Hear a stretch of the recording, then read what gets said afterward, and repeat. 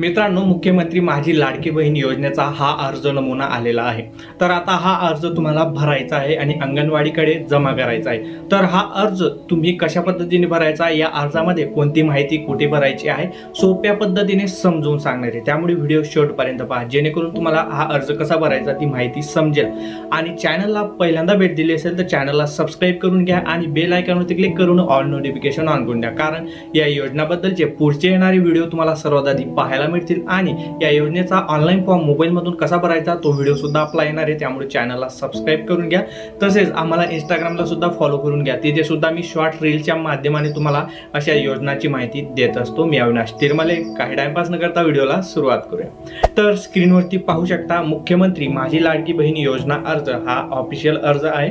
तर या अर्जामध्ये दिलेल्या माहितीनुसार येथे महिलेचे संपूर्ण नाव, म्हणजे जो अर्जदार महिला असेल तिचं नाव, महिलेच्या लग्नापूर्वीचं नाव, कारण जर का महिलेची ELC जोडायची, शाळेचा दाखला जर जोडावा लागेल या डॉक्युमेंट सोबत, तर येथे महिलेच्या लग्नापूर्वीचं नाव, म्हणजे येथे नावात जर तफावत असेल तर येथे तुम्हाला प्रॉब्लेम येणार नाही। त्यामुळे त्यांनी महिलेच्या लग्नापूर्वीचे नाव येथे मागितलेलं आहे। त्यानंतर महिलेचे लग्नानंतरचे नाव ते टाकायचे। लग्नानंतर जे पतीचं नाव लावलेलं असतं महिलेच्या नावाच्या मागे, ते नाव तुम्हाला येथे टाकायचं आहे। त्यानंतर जन्मदिनांक, येथे दिनांक, महिना, वर्ष या पद्धतीने येथे तारीख टाकायची, येथे महिना आणि येथे वर्ष टाकायचंय। आता येथे अर्जदाराचा संपूर्ण पत्ता, म्हणजेच तुमच्या आधार कार्डवरती जो तुमचा पत्ता असेल तुमच्या सासरकडचा, तो इथे पत्ता टाकायचा आहे, लक्षात ठेवा। त्यानंतर जन्माचे ठिकाण, येथे तुमच्या शाळेच्या दाखल्यावरती जन्माचं ठिकाण असेल किंवा जन्म दाखल्यावरती जन्माचं ठिकाण असेल, आणि तुम्ही जे डोमासाईल सर्टिफिकेट काढणार आहात त्याच्यावर सुद्धा जन्माचं ठिकाण असतं, ते पाहून मग येथे टाकायचंय। चुकीची माहिती भरायची नाही। त्यानंतर येथे जिल्हा टाकायचा आहे, म्हणजे जन्माच्या ठिकाणाचा जिल्हा, म्हणजे ज्या गावात तुमचा जन्म झालाय तो जिल्हा येथे टाकायचा आहे। कोणत्या गावात झालेला आहे, शहरात झालेला आहे, त्या शहराचं नाव। त्यानंतर तिथे ग्रामपंचायत होती, नगरपंचायत होती, नगरपालिका होती, त्याचं नाव टाकायचंय। त्यानंतर तिथे पिनकोड टाकायचा आहे, तुमचा जन्म ज्या तालुक्यामध्ये झाला असेल, जिल्ह्यामध्ये झाला असेल त्याचा पिनकोड नंबर तुम्हाला टाकायचा आहे। आता इथे तुमचा मोबाईल नंबर टाकायचा आहे आणि आवर्जून विनंती आहे ते तोच नंबर टाका जो तुमच्या आधार कार्डला लिंक असेल। त्यानंतर येथे आधार क्रमांक टाकायचा आहे। शासनाच्या इतर विभागामार्फत राबविण्यात येणाऱ्या आर्थिक योजनेचा लाभ घेत आहात का? तर शासनाच्या अजून इतर काही योजना आहेत, जसे की संजय निराधार योजना, श्रावण बाळ योजना, दिव्यांग अपंग असतील त्यांना सुद्धा पेन्शन भेटते, अशा अजून काही इतर योजना आहेत, त्यांचा तुम्ही लाभ घेत आहात का? जसे की PM किसान योजना पण आहे, त्याचा तुम्ही लाभ घेत आहात का? जर लाभ घेत असाल तर येथे होय करायचंय। असल्यास दरमहा तुम्हाला किती पैसे मिळतात, तर येथे संजय गांधी निराधार, श्रावण बाळ किंवा येथे दिव्यांगांना पेन्शन भेटत असेल, ती जर का 1500 पेक्षा जास्त असेल ते तुम्हाला टाकायचे। 1500 पेक्षा जास्त असेल तर तुम्हाला हा फॉर्म भरण्याची गरज नाही, परंतु तुम्हाला 500 रुपये मिळतात किंवा 1000 रुपये मिळतात, तर येथे तुम्ही 1000 रुपये टाकायचे आहेत आणि हा फॉर्म भरल्यानंतर तुम्हाला फक्त 500 रुपये मिळतील। म्हणजेच ते तुमच्या आधीच्या योजनेचे 1000 आणि 500 असे एकूण 1500 रुपये मिळतील। परंतु तुम्हाला जर का 1500 पेक्षा जास्त पैसे मिळत असतील, आता उदाहरणार्थ एखादी महिला आहे जिच्या नावावर शेती आहे आणि तिला PM किसान योजनेचे 6000 रुपये मिळतात, तर ती महिला या योजनेसाठी अर्ज करू शकत नाही। परंतु त्या महिलेच्या पतीच्या नावावरती 6000 रुपये येतात, तर ती महिला या योजनेसाठी अर्ज करू शकते, लक्षात ठेवा। ही माहिती तुम्हाला मी सांगितली। आता पुढची माहिती पाहूया, व्हिडिओ शेवटपर्यंत पहा आणि व्हिडिओ आवडत असेल तर लाईक नक्की करा, आम्हाला पुढची व्हिडिओ बनवण्यासाठी प्रोत्साहन मिळत असतं। तसेच वैवाहिक स्थिती, तर महिलेचं लग्न झाल्यानंतरची महिलेची वैवाहिक स्थिती काय आहे ते टाकायचे। महिलेचं लग्न झालंय म्हणजे ती विवाहित आहे, तुम्ही विवाहित असाल तर विवाहित करा, घटस्फोट झाला असेल तर ते सिलेक्ट करा, महिला विधवा झाली असेल लग्न झाल्यानंतर ते टाका। त्यानंतर परित्यक्त कत्या, हे पूर्ण काय याचा अर्थ माहिती नाहीये, परंतु हे असेल तर ते सिलेक्ट करा। त्यानंतर निराधार, त्यानंतर महिला निराधार असेल तर हा ऑप्शन सिलेक्ट करायचा आहे। त्यानंतर अर्जदाराचे बँक खाते असलेल्या बँकेचा तपशील, आता महिलेच्या बँक खात्याचा तपशील येथे फिल करायचा आहे। बँकेचे पूर्ण नाव, म्हणजेच बँकेचे पूर्ण नाव टाकायचे, लक्षात ठेवा। नंतर बँक खाते धारकाचे नाव, म्हणजेच त्या अर्जदार महिलेचे नाव, बँक खाते क्रमांक म्हणजेच तुमचा अकाउंट नंबर, खाते क्रमांक आणि IFSCI कोड जो तुमच्या पासबुक वरती दिलेला असतो तो टाकायचा आहे। त्यानंतर आपला आधार क्रमांक बँक खात्याला जोडलेला आहे का? मी एक कालच व्हिडिओ टाकलेला होता की तुमचं आधार कार्ड बँकाशी लिंक आहे का, म्हणजेच तुमच्या आधार कार्डला बँक खाते लिंक आहे का, हे कसं चेक करायचं, तर ते चेक करून घ्या। तो व्हिडिओ या व्हिडिओच्या शेवटी तुम्हाला मिळून जाईल आणि ते चेक केल्यानंतर मग येथे तुम्हाला टिक मार्क करायचे की तुमचा आधार कार्डला बँक खाते लिंक आहे का। लिंक असेल तर होय करा, लिंक नसेल तर नाही करा। आणि जर लिंक नसेल तर तुम्हाला बँकेत जाऊन DBTचा फॉर्म भरून येथे KYC करून घ्यावी लागेल। त्यानंतर आता नारी शक्ती प्रकार म्हणजे नारीचा प्रकार इथे दिलेला आहे। अंगणवाडी सेविका, नारी जी महिला अर्ज करणारी आहे ती अंगणवाडी सेविका आहे का, अंगणवाडी मदतनीस आहे का, पर्यवेक्षिका आहे का, ग्रामसेवक आहे, वार्ड अधिकारी आहे, सेतू सुविधा केंद्र चालवते का, किंवा सामान्य महिला आहे। जर तुम्ही या वरच्या 6 मधून काही असाल तर येथे टिक मार्क करायची आहे। नाहीतर तुम्ही जर मजुरी करत असाल किंवा सामान्य महिला असाल तर येथे सामान्य महिला हा पर्याय तुम्हाला निवडायचा आहे। त्यानंतर आता खाली जाऊया। खाली येथे दिलेले आहे खालील सर्व कागदपत्रांच्या प्रती सादर अपलोड करण्यात याव्या। आता येथे ऑनलाईन अर्ज करत असताना येथे एवढे डॉक्युमेंट्स तुम्हाला लागणार आहेत। येथे सर्वात महत्त्वाचं म्हणजे आधार कार्ड आणि येथे हा स्टार दिलेला आहे, याचा अर्थ हे डॉक्युमेंट कंपल्सरी प्रत्येकाला लागणार आहे। त्यानंतर अधिवास म्हणजेच डोमासिल सर्टिफिकेट जे तुम्ही काढून घ्यायचं आहे।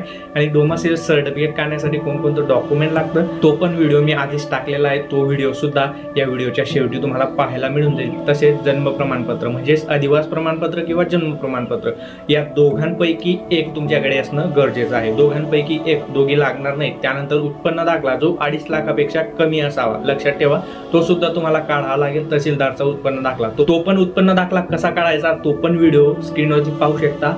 या व्हिडिओमध्ये ती माहिती मी दिलेली आहे। माझी लाडकी बहीण योजनेच्या कागदपत्रांच्या व्हिडिओमध्येच ही माहिती मी दिलेली आहे, तो व्हिडिओ पाहून घ्या। त्यानंतर बँक पासबुकचा झेरॉक्स तुम्हाला लागणार आहे आणि अर्जदाराचा फोटो, एवढे डॉक्युमेंट्स तुम्हाला ऑनलाईन अर्ज करताना लागणार आहे। येथे टिप दिलेली आहे, अर्जदाराने सदरचा अर्ज परिपूर्ण भरण्यात आल्यानंतर संबंधित अंगणवाडी केंद्रामध्ये जमा करण्यात यावा। तर हा अर्ज भरून तुम्हाला संबंधित अंगणवाडी केंद्रामध्ये जमा करायचा आहे। त्यानंतर ऑनलाईन अर्ज करत असताना तुम्हाला अर्जदाराचे हमीपत्र लागणार आहे। जसं GR मध्ये माहिती दिलेली आहे की अटी व शर्ती मान्य करण्याचं हमीपत्र जोडावं लागेल। तर हे जे डॉक्युमेंट आहे हे डॉक्युमेंट सोबतच तुम्हाला हमीपत्र सुद्धा ऑनलाईन अपलोड करावं लागणार आहे। तर ते हे हमीपत्र आहे। तर या हमीपत्रामध्ये तुमच्याकडून लिहून घेतलं जात आहे, मी घोषित करते की अशी खूण करायची आहे। तर येथे माझ्या कुटुंबाचे एकत्रित वार्षिक उत्पन्न 2.5 लाखापेक्षा जास्त नाही, 2.5 लाखापेक्षा जास्त असेल तर येथे टिक मार्क करायची आहे। माझ्या कुटुंबातील सदस्य आयकरदाता नाही म्हणजे इन्कम टॅक्स भरत नाही, तेथे टिक मार्क करायची आहे। तसेच मी स्वतः किंवा माझ्या कुटुंबातील सदस्य नियमित कायमचा कर्मचारी, कंत्राटी कर्मचारी म्हणून सरकारी विभागात, उपक्रम, मंडळ, भारत सरकार किंवा राज्य सरकारच्या स्थानिक संस्थेमध्ये कार्यरत नाही किंवा सेवानिवृत्तीनंतर निवृत्ती वेतन घेत नाही म्हणजे पेन्शन घेत नाही, म्हणजे आधी सरकारी कर्मचारी होता आणि नंतर रिटायरमेंट झाल्यावर पेन्शन भेटते असं पण नाही, तर इथे टिक मार्क करायची आहे। त्यानंतर मी शासनाच्या इतर विभागामार्फत राबविण्यात येणाऱ्या 1500 रुपयेपेक्षा जास्त रकमेचा आर्थिक योजनेचा लाभ घेतलेला नाही। तर जर का मी तुम्हाला आधीच सांगितलं PM किसान योजना, निराधार योजना, श्रावणबाळ योजना आणि अपंगांना जी पेन्शन भेटते, अशा परिस्थितीत तुम्हाला जर का 1500 पेक्षा जास्तचे पैसे मिळत असतील तर येथे तुम्हाला टिक मार्क करायची नाही। आणि जर का कमी पैसे मिळत असतील तर टिक मार्क करावी लागणार आहे आणि मग तुम्ही अर्ज करू शकता। म्हणजेच एकत्रितपणे म्हणजेच तुम्ही जर का या योजनेसाठी अर्ज करण्यासाठी पात्र असाल तर येथे तुम्हाला टिक मार्क करायचे आहे। त्यानंतर माझ्या कुटुंबातील सदस्य विद्यमान किंवा माजी आमदार खासदार नाहीये, तर इथे टिक मार्क करायची आहे। तुमची परिस्थिती तुम्हाला माहिती असेल टिक मार्क करायची का नाही। त्यानंतर माझ्या कुटुंबातील सदस्य भारत सरकार किंवा राज्य सरकारच्या बोर्ड, कॉर्पोरेशन, बोर्ड, उपक्रमाचे अध्यक्ष, उपाध्यक्ष, संचालक सदस्य नाहीत, तर हे सुद्धा इथे तुम्हाला टिक मार्क करावे लागेल। हे तुमच्याकडून अटी शर्ती मान्य करून घेत आहेत, कारण ऑनलाईन अर्ज केल्यानंतर आधार कार्डला आता सर्वच लिंक आहे, बँक अकाउंट लिंक आहे, तुमचा अकाउंट लिंक आहे, 712 लिंक आहे, तुमच्या गाडी वगैरे जे सर्व लिंक असतं आणि तुमच्या कुटुंबाच्या कोणत्या व्यक्तीच्या नावावर पेन्शन वगैरे येत असेल ते सर्व आधार कार्डला लिंक आहे आणि ते रेशन कार्ड तिथे मागितलं जात आहे। म्हणजेच रेशन कार्डला तुमच्या सर्व कुटुंबाचे आधार कार्ड लिंक आहेत, म्हणजे ही सर्व माहिती त्यांना ऑनलाईनला समजून जाईल। त्यामुळे लक्षात ठेवा, जी खरी माहिती आहे तीच तुम्हाला भरायची, तर या योजनेचा लाभ तुम्हाला पुढे जाऊन मिळणार आहे। तुम्ही जर का ऑनलाईन अर्ज केला आणि तुम्ही जर पात्र नसतील तर तुम्हाला लाभ मिळणार नाही, लक्षात ठेवा। माझ्या कुटुंबातील सदस्यांची संयुक्तपणे 5 एकरपेक्षा जास्त शेत जमीन नाही। जर तुमच्या कुटुंबाच्या कोणत्याही व्यक्तीच्या नावावर किंवा तुमच्या नावावर 5 एकरपेक्षा जास्तची जमीन नसेल तर येथे टिक मार्क करायची आहे। माझ्याकडे किंवा माझ्या कुटुंबातील सदस्याच्या नावावर 4 चाकी वाहने, ट्रॅक्टर वगळून म्हणजे ट्रॅक्टर असेल तर तुम्हाला अर्ज करता येईल आणि ट्रॅक्टर वगळून दुसरी 4 चाकी गाडी असेल तर तुम्ही येथे अर्ज करू शकत नाही। तर येथे माहिती दिलेली आहे, माझ्याकडे किंवा माझ्या कुटुंबातील सदस्याच्या नावावर 4 चाकी वाहन ट्रॅक्टर वगळून नोंदणीकृत नाहीत असं तुमच्याकडून ते मान्यता करून घेत आहेत। तर येथे तुम्हाला टिक मार्क करायची आहे आणि येथे अजून खाली माहिती दिलेली आहे की तुमच्या आधार कार्ड पोर्टलवरती येथे तुमच्याकडून OTP घेतला जाईल किंवा तुमचा बायोमेट्रिक घेतला जाईल, याच्यासाठी तुम्ही मान्यता देत आहेत अशी तुमच्याकडून येथे अर्जदाराची सही घेऊन घेतली जात आहे, लक्षात ठेवा। आता येथे नोट दिलेली आहे, उक्त प्रपत्र केवळ ऑनलाईन अर्ज दाखल करण्याच्या हेतूने माहिती एकत्रित करण्याकरिता आहे। म्हणजे हे जे हमीपत्र आहे हे ऑनलाईन अर्ज करत असताना लागेल आणि तो जो वरचा अर्ज आहे तो तुम्हाला अंगणवाडीमध्ये जमा करायचा आहे। दोघी फॉर्मचं काम हे वेगवेगळं आहे। त्यानंतर अर्ज ऑनलाईन पद्धतीने सफलतापूर्वक प्रविष्ट झाल्यानंतर खालील पावती प्रदान करण्यात येईल।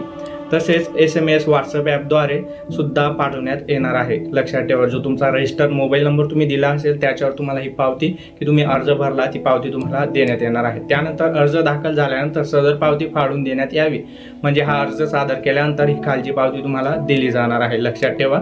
आणि येथे अर्ज स्वीकारण्याची सही आहे। तर अशा पद्धतीने हा अर्ज तुम्हाला भरायचा आहे। तर तुम्हाला संपूर्ण माहिती मी दिलेली आहे। काही अडचण येत असेल तर कमेंट्स करा। या योजनेबद्दलचे पुढचे व्हिडिओ पण येणार आहेत। हा अर्ज ऑनलाईन पद्धतीने कशा पद्धतीने भरायचा तो व्हिडिओ सुद्धा येणार आहे, लवकरच फॉर्म सुरू होतील आणि त्याबाबतची पण माहिती आपल्या YouTube चॅनलवरती, इंस्टाग्रामवरती, टेलिग्राम चॅनलवरती आणि व्हॉट्सअप चॅनलवरती मिळणार आहे। सर्व लिंक्स तुम्हाला डिस्क्रिप्शनमध्ये दिलेल्या आहेत। अजून आपल्या YouTube चॅनलला सबस्क्राईब केलं असेल तर सबस्क्राईब करून घ्या आणि बेल आयकॉनवरती क्लिक करून ऑल नोटिफिकेशन ऑन करून द्या, जेणेकरून या योजनेचे व इतर व्हिडिओचे नोटिफिकेशन तुम्हाला सर्वात आधी पाहायला मिळतील आणि ते व्हिडिओ तुम्ही सर्वात आधी पाहू शकता। मी अविनाश तिरमले, पुन्हा भेटू अशाच एका नवीन व्हिडिओमध्ये। तोपर्यंत गुड बाय।